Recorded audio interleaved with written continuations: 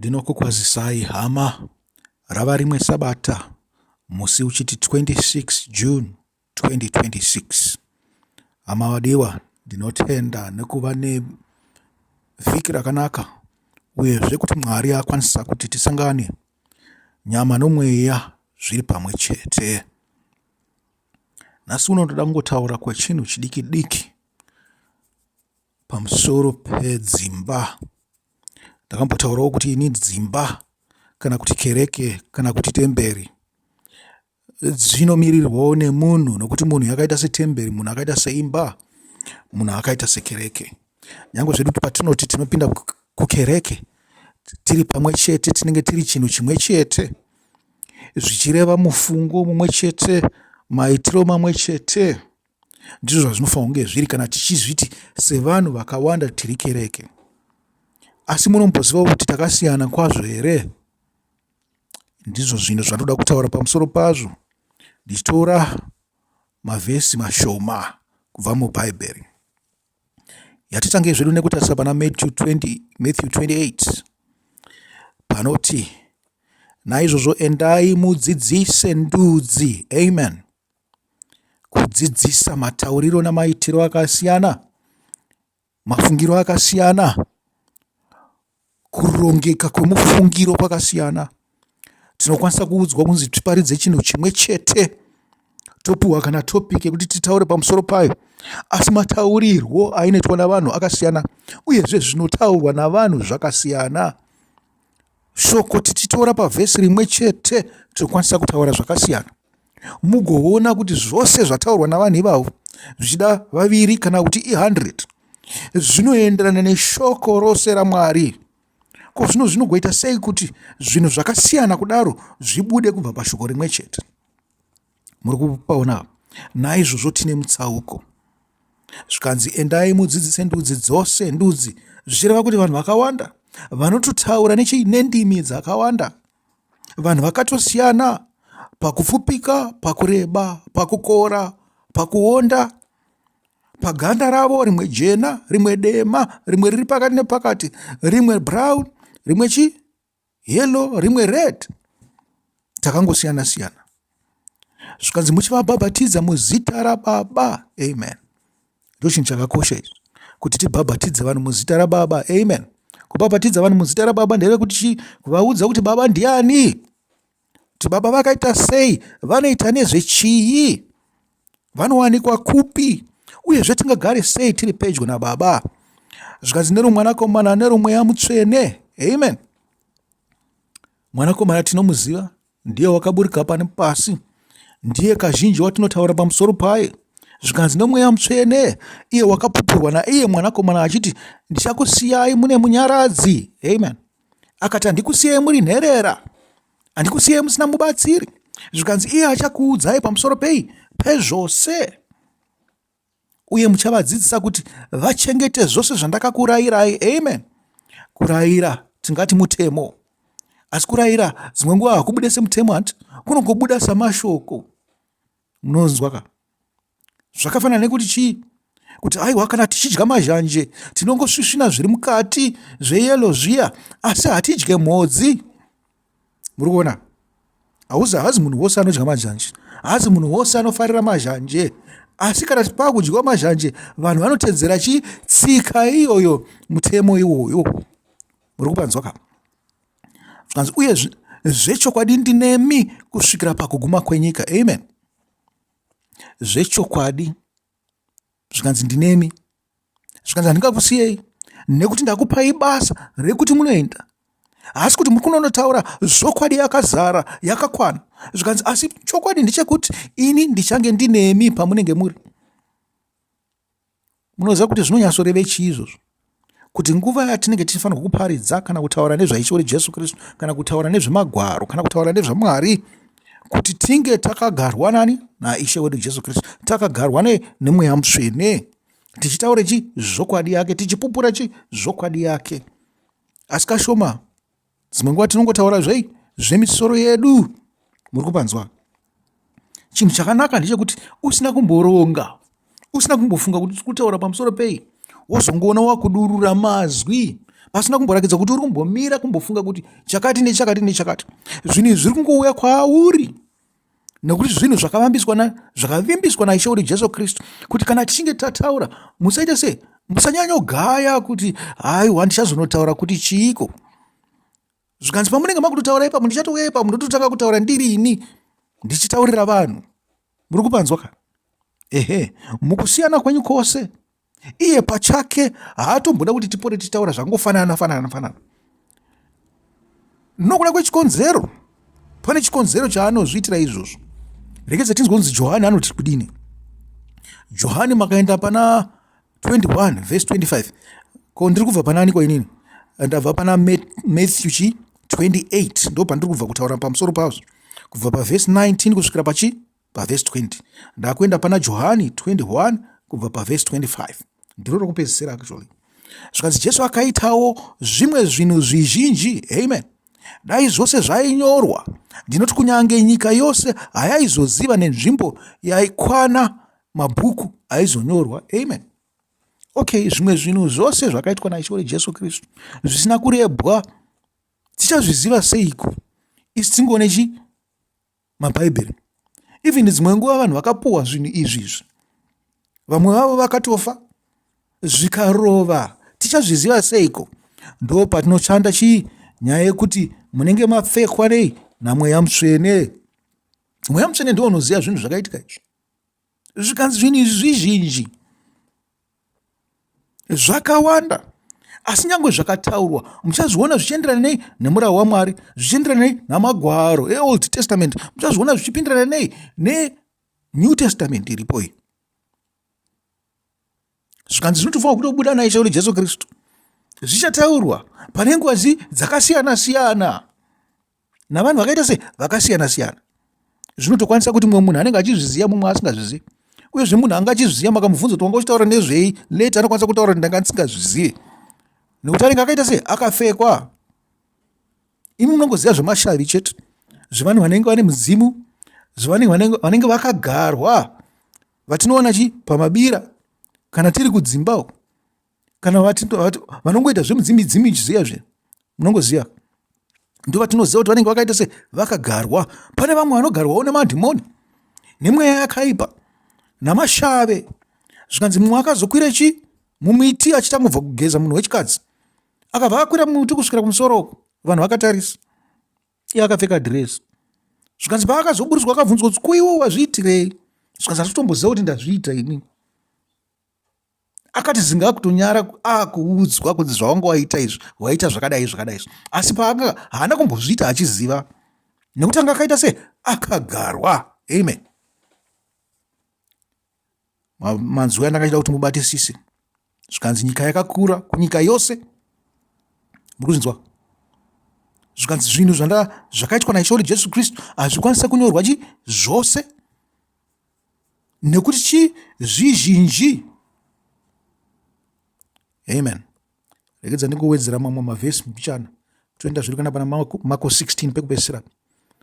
Zvikanzi Marko 16 verse 15 ichiti, akati kwavari, endai munyika yose muparidze vhangeri kuzvisikwa zvose. Amen. Zvisikwa zvose. Chimbofunga kuti kana zviri kunzi zvisikwa zvose, tongoti zvinhu zvose zvakaitwa nani naMwari. Ko zvino mombe ndichadziparidzira ndichiti chii? Mbudzi ndichadziparidzira ndichiti chii? Madhongi namabhiza ndichaparidzira kuti chiiko? Ko zvipembenene izvi nenyoka nehove nenzou neshiri ndichazviparidzira ndichiti chiiko? Gosperi rinopindirana navo nderipi? Izvo zvinhu zvatakafanira kuziviswa nani? Naishe wedu Jesu Kristu. Zvatakafanirwa kuziviswa nai? Nemweya mutsvene. Zvatakafanirwa kuziviswa naMwari. Zviri kutotaura kunzi zvisikwa zvose zvinofanirwa kuona umwari pamuri. Zvikanzi munofanirwa kunge muchitoita muchibwinya noumwari. Asi dzimwe nguva gospel randinotarira dhongi hariro randinotarira hove inogara mumvura. Zvinokwanisa kusiyana. Zvikanzi ani naani anotenda uye akabhabhatidzwa achaponeswa, asi asingatendi achatongwa. Anotongwa nekuda kweshoko raakanzwa, shoko raakaignora, shoko raakaramba kunzwa. Izvo kuti ndanga ndisina kurinzwa zvinezvi sabatsira izvi. Zvikanzi panga pane mukana yokuti zvakataurwa navazhinji kana nevemhuri yako. Ndisaka pachitonzi patone juti zvichitaurwa naEzekiel kuti tinofanira kunge tichitaurira vemhuri dzedu pamusoro pemashoko atakanzwa uye zvezvo zvatakadzidza toga kubva mubhaibheri umu. Uri kupanzwa ka? Kuti mhosva isazove patiri. Hazvina kusiyana nemunhu anenge achiita seizvozvo akaromba, iye ari kungopfuma asi vamwe ari kuparara. Muri kupaona ka? Munenge musina kusiyana. Ndambenge ndichifunga, ndakagara zvangu, tinotaura pamusoro pekuromba, tinotaura pamusoro pekuti vanhu vanobata-bata kuti vaite mari, vanoita zvinhu zvakasiyana-siyana. Asi munoziva kuti kubva pakukura kwedu kwose isu savanhu vatema, munopaziva, vanhu vaitiitira zvinhu izvi vangava nemamwe mabhizinesi atainotenga kana kuti chingwa kana mukaka mazuva ose kana zvimwe zvinhu zvataingotenga, vanhu iva vanga vane mabhizinesi vanga vakaromba ka. Munombozviziva here izvozvo? Ko zvino izvi zvatanga tiri makristu tichitenga kuna vakaromba changa chisiri chivi here? Muri kupanzwisa? Ndambozvifunga izvozvo kuti okay, iko zvino izvi ndakati ndikuenda kunokwira ndege, iko zvino izvi pamwe ndege yakagadzirwa nemunhu akaromba, handina mhosva here nekuita se nekupfumisa munhu akaromba, nekufarira zvinhu zvakarombeswa nemunhu zvandinongogara ndiri mundege ndichita up and down? Muri kupaona? Zvose zvatinofarira izvi, zvinhu zvose zvatinoita, pane mumwe munhu ane maoko akasviba chete ari kutiitira zvinhu izvozvo. Munombopafungawo ipapo? Kana mazoita solution yapo mozotiudzawo. Asi ngatiende achaita sei? Achatongwa. Uye zviratidzo izvi zvichatevera vanotenda, vachadzinga mweya yakaipa muzita rangu. Amen. Toda mbotanga nekudzinga mweya wakaipa uri muchingwa ichi chindatengeserwa nemunhu akaromba. Mweya iwowo ngaumbobuda. Nekuti akaromba tikudya zvinhu zvavanhu vakaromba. Kana makanzwa imi kunzi pamunoenda kumakicheni ekuZimbabwe vanhu vari kuromba kuti vatengese zvinhu izvo. Hazvina basa kuti maenda kuhotera yechirungu chaiyo yavarungu aya. Mamwe masatanist akatanga mahotera iwa. Makutotorawo brand muchiita yenyu, makutozviti Thomas Miko, musingazivi kuti munhu akanga achibatana naSatani. Asi kutaura kuti Thomas Miko aibatana naSatani, ndingotaura kuti zvinokwanisa kuitika. Muri kupaona? Ndingopawo example nekuti ndio hotera yatinoita se yatinokudza maningi mukati menyika yeZimbabwe. Tine vanhu vakadaro, vanhu ivava havana kumbonaka, asi semakristu tinenge tichienda kunzvimbo dzavo tichipfeka hembe dzavo dzavanosona ivo, tichishandisa mari yavakagadzira, tichitenga dzimba dzavakavaka, tichiita zvose izvi. Muri kuona kupoteredzwa kwatakaitwa nerima. Tinotogara mukati merima, uyezve it's easy to ignore rima rakadaro kuti tiite sei? Tirasike. Amen. Uye zviratidzo izvi zvichatevera vanotenda, vachadzinga mweya yakaipa muzita rangu, vachataura nendimi itsva. Zvino zvatambeka tichitaura kai zvezvo kuti muchaziviswa zvokutaura namweya mutsvene. Zvikanzi vachabata nyoka namaoko avo, uye kunyange vakanwa muchetura unouraya haungavakuwadzi napaduku. Amen. Zvinhu zviviri izvozvo ndizvo zviri kuenderana nenyaya yandanga chitaura kuti uyu shamwari yangu uyu anonzi ani Tindo, anonzi ani Samuel, anonzi ani akaromba munhu iyeye, asi ndiri kuenda kunoita se ndiri kunodya kumba kwake mazuva ose, uyezve ndiri kutenga kubva mushopi yake, ndiri kukwira chigonyeti rake, ndiri kuisa zvinhu zvangu mugonyeti rake, uyezve kana chienda kubasa ndiri kukwira chikombi yake akatenga. Dai pasina kombi iyo ndingadai ndisingatomboenda kubasa. Uri kupaona? Saka muri kunzwa pari kunzi apa vachadzinga mweya yakaipa 1, vachataura nendimi itsva 2, vachabata nyoka namaoko avo asi adzinga varume 3, zvikanzi chii? Uye kunyange vakanwa muchetura unouraya haungavakuvadzi napaduku. Zvikanzi asi tichaisa maoko edu pamusoro pavarwere uye vachapora. Amen. Vari kurwara nechii vanhu ava? Vari kurwara nekuda kwenyika izere nerima. Urwere hunouya nekuda kwerima haungouya. Hapana munhu anorwara kana pane utsvene. Muri kupanzwa? Hapana munhu anorwara kana pane utsvene. Kana pasina utsvene, tasangana tava murima manje, isu tichiti vatsvene ticharwara chete. Muri kupaona? Ndinokuudzai kuti ndakwandaita gore rakati, nekuti ndakwandakazoita gore rakati, nekuti ndakwandakaita gore rakati zvakasiyana pane kutenda kwandiri kuita gore rino. saka ndinotorwara chete, hazvikwanisi kutoitika kuti ndirege kurwara. Uyezve ndinokura, ndinosakara, ndinochembera, mabhonzo angu chaiyo ndinenge ndakutonzwa akuchindiremera, marunda angu anenge aita sei apera simba, nyama yakutondirwadza, zvimwe zvinhu zvandisingandirwadza, kumhanya handichagona, kufema chaiko handichagona, mapapa angu aneta. Zvimwe zvinhu zvose zvinoshanda mukati memuviri wangu zvinenge zvichiita basa rakanaka, hazvichina simba, nokuda kungokura chete nekuti zvashandiswa zvakanyanya. Saka tinotorwara chete nokuda kwerima rakatipoteredza. Iko kutongotaura kuti tiri kukura, irima iro rinokonzera kuti tikure rinenge rakatipoteredza. Amen. Tinenge tichikura panyama yekunze, asi pamweya apa ndopatinoedzwa kunzi, patinokurudzirwa kunzi tinge tichikura zvakanyanyisa. Mushure mokunge Ishe Jesu ataura kwavari akatorwa akakwidzwa kudenga uye akandogara kuruoko rworudyi rwaMwari, ipapo vadzidzi vakabuda vakandoparidza kwose kwose. Amen. Uye Ishe akashanda navo akasimbisa shoko rake nezviratidzo zvakatevera. Amen. Amen. Musatye kubudira kunze, musatye vanhu vamunoona vachizvikudza nekuda kwekukati, musatye kubatana kwavo, musatye kutuka kwavo, musatye zvose izvo. Imi rambai muri pana Mwari, musabviswe pana Mwari navanhu ivavo, nekuti nyika izere namatope. Tinofamba tiri mumatope, tichiita kusvima mumatope, tichiita chamunyorududu mumatope. Muri kunzwa? Maoko edu azere matope. Saka chatinenge tichida kuita kuti tirarame nokururama. Nokuti nyange Jeremia wakadedzera ari mutsime ramatope. Muri kupanzwa kapa? Okay. Tichipedzisa zvanhasi yatiendei pamusoro na Johani 14. Kana muda kuzvitenda ndo pandanga ndichida kunyatsoparidza napo chaipo, asi handina kuzowana nguva. Ndingangoti zvangu Johani 14 kusvika pavhesi 7. Handisi kuzotaura pamusoro pazvo, asi nerimwe zuva rakanaka ndichataura zvangu pamusoro pavo. Zvikanzi mwoyo yenyu ngairege kutambudzika. Amen. Hatitambudzike kana tiri muna Kristu, nyange tiri munyika iyi izere nerima. Tendai kuna Mwari. Amen. Tinotenda kuna Mwari nokuda kweshoko ratakadzwa. Mutendewo kwandiri naIshe wedu Jesu Kristu. Zvinoreva chiko? Zvinoreva kuti akomana, patinenge tiverenga magwaro paya makamboona panonzi paNew Testament, yatinoti pakatangira New Testament paya, patinoti Jesu akabarwa akatanga kutaura, kuzosvikirawo zvimwe zvinozotaurwa navadzidzi, inenge yatova imwe testament iyoyo. Ndingatoiti testament yetatu inotevera yaIshe wedu Jesu Kristu. Mazvinzwa? Asi tinongozvibatanidza zvose tichiti New Testament.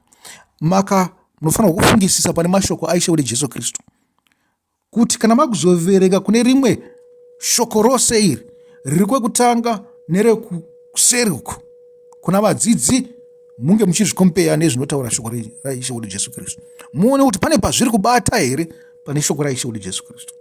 Nekuti shoko raJesu Kristu, kuti tizive kuti iri rakanaka, rinenge richienderana nemurawo. Muri kupanzwa? Riri kuenderana nemurawo, riri kuenda pane zvakataurwa pamusoro pake kuOld Testament, zvaakazoita iye, zvaakazadzisa. Wakauya kuzogadzirisa kuti tive pedyo naIshe wedu Jesu Kristu. Nekuti nyange dai tine Old Testament, tanga tabva pairi, tanga tabva pana Mwari, tatakuita zvemusoro wedu. Mumba mababa vangu mune nzvimbo zhinji dzokugara. Amen. Tambotaura pamusoro peimba, tikataura pamusoro petemberi, tikataura pamusoro pekereke, zviri kunzi nzvimbo zhinji dzokugara. Izvo kuswera tichitukana, tichipokana, tichiita sei? Vanhu vanokanganisa kutaura shoko raMwari zvakanaka. Handisi kutaura pamusoro peizvo, nekuti vanhu vakafanirwa kutsurwa kana vachitaura shoko raMwari nepasi ripo. Muri kupanzwa? Asi zviri kunzi mune nzvimbo zhinji dzokugara. Ndosaka takaita takasiyana. Hatina kumbofanana, titone mazita akasiyana tiri pasi pano. Tinotobva kudzimba dzakasiyana. Asi nzvimbo zhinji izvi, zvikanzi ndichakuonera nzvimbo yako iwewe, ndichakuonera pako pekuti unonokwana uri. Saka wakarekedza kuita zvinoda Mwari, wakarekedza kuparidza zvatakaudzwa naIshe wedu Jesu Kristu, wakarekedza kuita zvaakataura. Umenzi kuti nzvimbo yako yaunganga wakagadzirirwa iye, unokwanisa kutadza kukwana pairi. Nekuti akatokugadzirira kudhara. Atone shoko rakatoisa mauri rakati iwe ndiwe uchafanirwa kuparidza uchidai so. Murangarire namazuva aFarao, Mwari ndiye akashandisa Farao pazvinhu zvakaipa akapedzisira akaita seamuparadzi. Naizvozvo musakahadzika kana muchiona vamwe vanhu vachitaura zvinhu zvisina musoro wese. Vakangoita sana Farao so, nekuti ndiye Mwari achaita achaparadza vamwe cheteyo kuti mbiri yake ionekwe. Naizvozvo Mwari ngaakudzwe. Muri kupaona? Mwari ngaakudzwe. Tsvagai zvokwadi yaMwari, nekuti dai zvaiva zvisina kudaro sezvinotaura Ishe wedu Jesu Kristu, angadai akatiudza kuti hapana dzimba, ingori imba 1 chete munofanirwa kukwana mose muimba iyoyo. Amen. Zvanzi ndiri kuenda ikoko kundokugadzirirai nzvimbo. Amen. Nzvimbo iyi yakanga isipo. Uri kupanzwa? Nzvimbo iyi yakanga isipo, asi yavapo nekuti wakava somunhu, wakava semumwe wedu, wakaziva zvinotinetsa, zvinotimanikidza, zvinotigumbudza. Akatoona kuti vanhu ava vangapinde mudenga, takataura nenyaya yedenga, hapana kwavanokwana. Zvikanzi kudenga ikoko kutone vamwe vatone nzvimbo dzavo vakatosiyana-siyana. Saka imimi makuda upenyu, imimi mumwe nemumwe pake paanopinda. Zvikanzi zamai. Muri kupanzwa? Takanogadzirirwa nzvimbo. Saka ndinotaura ndichiti ndakanogadzirirwa nzvimbo. Mwari ndiye anoziva pangu.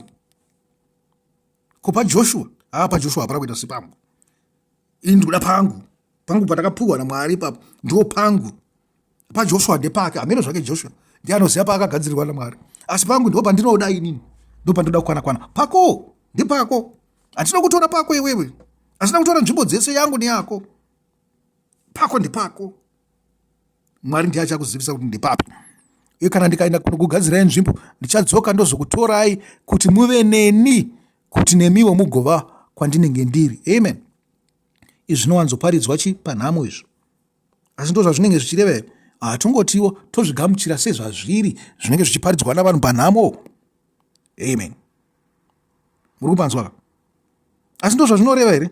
Ndiri kutaura nhasi kuti aiwa pane imwe meaning yazvipo iripo ipapo pakunzi ndichadzoka ndozokutorai. Amen. Ishe wedu Jesu Kristu haana kuenda, ari kutitora misi yose. Ndiye ari kutidedza kuti tive vamwe naye. Ndiye ari kutipa misenzekete. Muri kupanzwa? Musamirire kufa muchiti ndo kutorwa kwamuchaitwa. Dzimwe nguva it will be too late. Musamirire kutorwa sezvinoparidza vanhu panhamo zvezvi. Imi torwai muchiri kufema, muchiri kufamba-famba. Torwai naIshe muchiri kufamba-famba, muchiri kukika-kika, muchiri kujamba-jamba, ropa richiri kumhanya-mhanya. Musamirire kana machembera. Dzimwe nguva pfungwa dzinozokuwandirai, munenge mozivisisa zvikaoma semujaya mupfumi kuti ubve pane zvinhu zvaunenge uchiita, nekuti unenge wafuma nezvinhu zvapasi pano. Ipfuma kaya tinayo yepasi pano. Kubva kuna madzibaba angu inini, kubva kuna madziteteguru angu, ndine pfuma yakawanda yezvinhu zvavakandizivisa. Asi nokukura ndinokwanisa kuaccepta zvimwe zvinhu, maona, zvakawanda zvedzimwe ndudzi. Asi Jesu ndo paanenge achiti inini ndirekedza ndibheva guidance yako yokuti pauri kukura apa, zvimwe zvinhu uchaita uchirasa zvauri kuona kune dzimwe ndudzi, zvimwe zvinhu zvamadzibaba ako uchaita uchirasa, kana kuti uchinzwisisa kuti vaifanira kunge vakafamba naapa kwete naapa. Muri kupanzwa? Ngatitorwe tiri vana vaduku, ngatiunze vana vedu kukereke vachiri vana vaduku. Hazvirevi kuti havachaziva zvimwe zvinhu zvese izvi, vanozviziva. Kana vakangozviziva chete zvakanaka. Munoziva zvakanaka kuti vasazobatwa nemamwe madhoktrini enhema, vachitanga vaisa zvinhu zvose pachikero. Muri kupaona? Pachikero cheinzwi raIshe wedu Jesu Kristu rakanaka, kuti tive kwaari. Zvanzi imi munoziva nzira yokuenda nayo kunzvimbo. Ava ndo vakadzidziswa naIshe wedu Jesu Kristu. Isu tichiri kudzidza, hatisati takwana nekudzidza. Ini pachangu tichiri kudzidza, uyezve ndiri kutenda Mwari kuti achiri kundiudza zvakawanda pamusoro pake. Ishe wedu Jesu Kristu haasati apedza kupupura. Nyange ndakaverenga magosperi asari 4, haasati apedza kupupura kwandiri, achiri kungopupura nanhasi pamusoro pababa. Uye zvimwe Mutsvene unomupupurira achitaura kuti aiwa, zvakarebwa nemunhu uyu, zvakataura ari pasi pano zvitsvene, zvakanga zvakaita zvakakwana. asi ndinokutsanangurira apa kuti unyatsonzwisisa. Muri kutonzwa ka? Rino izuva reSabata, amadiwa, murangarire zvinodikanwa kwatiri naMwari pamusoro peSabata. Kuteerera kunokunda chibayiro. Murangarire zvose zvanenge achida kutiita, zvinhu zvakaoma, like kuva nerugare paSabata, kuva nerudo paSabata, kuitirana zvakanaka. Zvikanzi kuvhizitira vari mutorongo, kuvhizitira vari mutorongo here? Kana tiri muchechi ndakatogara pabhenji newe, iwe uri panext pangu, ini ndiri panext pako, ndinokwanisa kunge nditori mutorongo. Asi ungazive sei kuti ndiri mutorongo kana usingandizive inini, kana ndisina kukuudza zvinondinetsa, kana kumanikidzwa kwandinenge ndichiitwa, kana joko riri pamafudzi angu nezvimwe zvose izvo? Hazvisi kunzi chingobudai panze muchinobatsira vari kuchikurubi uku. Aiwa, chikurubi chatiri kutaura kuti ndichikurubi chaSatani. Muri kunzwa? Tinopinda muchikurubi chaSatani, tinotakudzwa joko raSatani dzimwe nguva. Muri kupanzwa ka? Ehe, ngatirambei tichifunga rudo, rugare. Amen. Tikati isu vanopinda chiSabata nditofanira kutaurana tichiti rugare kune mumwe nemumwe wedu. Kana musina kumbonzwa maridzo yangu yerugare kana kuti dzidziso yangu yerugare, zviri nani kuti mudzokere mumashure, maybe 3, 4, 5 weeks makaishaya ipapo. Handifunga kuti mukaishaya ipapo. Amadiwa, muve neSabata rakanaka. Mwari akuropafadzei muchiitawo zvakanaka. Mwari akuropafadzei, Mwari akukomborerei imi nemhuri dzenyu, akuwanzirei chingwa, akudururirei mvura dzeupenyu dzakawandisa. Amen. Amen. Mugovawo neweekend yakanaka, nevhiki ripamberi penyu rakanaka. Kana muchida tingabatana zvakare pasvondo, asi nyange zvakadaro tikwanisa kuzoonana pane rimwe Sabata. Chisarai.